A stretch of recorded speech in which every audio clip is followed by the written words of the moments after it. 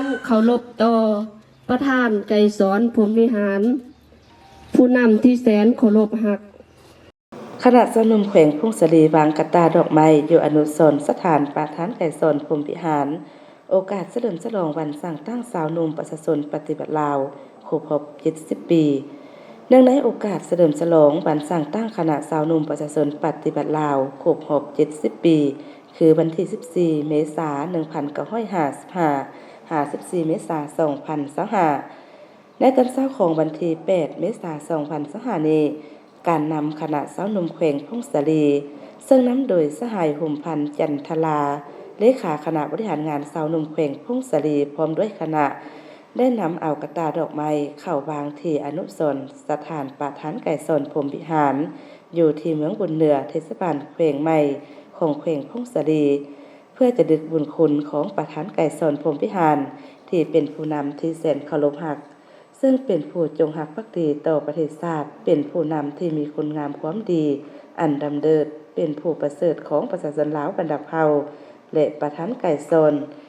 เป็นผู้นำก่อตั้งองค์การจัดตั้งมหาชนได้ถือเอาโอกาสนี้ขอแสดงความเคารพและความรู้บุญคุณผลงานอันใหญ่หลวงของประธานไก่สอนพรหมวิหาร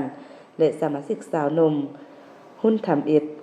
พวกเขาในฐานะเป็นเพื่อนเป็นสหายสาวหนุ่มเป็นลูกเป็นหลานในยุคใหม่นี้จะเอาใจใส่ศึกษาอบรมการเมืองแนวคิดให้ทันแถวพนักงานสาวหนุ่มให้มีน้ำใจหักศาสตร์หักบ้านเกิดเมืองนอนหักทานผู้นำสืบทอดภารกิจปกปักรักษาสร้างสาพัฒนาประเทศชาติเบ้ารวมเบาสะพกอยู่แขวงพุ่งสลีเพิ่มทวีมูลเสื้อความสามัคคีภายในให้แน่นแฟ้นเพิ่มมูลเสื้อลูกมันในการทำเฮียนเอาแบบอย่างคุณสมบัติศีลธรรมปฏิบัติและจงรักภักดีต่อพรรคต่อชาติสืบทอดภารกิจในการพัฒนาประเทศชาติดังประธานไก่สอนพรหมวิหารที่ได้ขนานนามให้แก่สาวหนุ่มว่าสาวหนุ่มเปรียบเหมือนดังนกอินทรีที่บ่หวั่นกลัวต่อพายุลมแดงเป็นสินไสแห่งยุคสมัยและดังคำขวัญของสาวหนุ่มประชาชนปฏิบัติลาวที่ว่า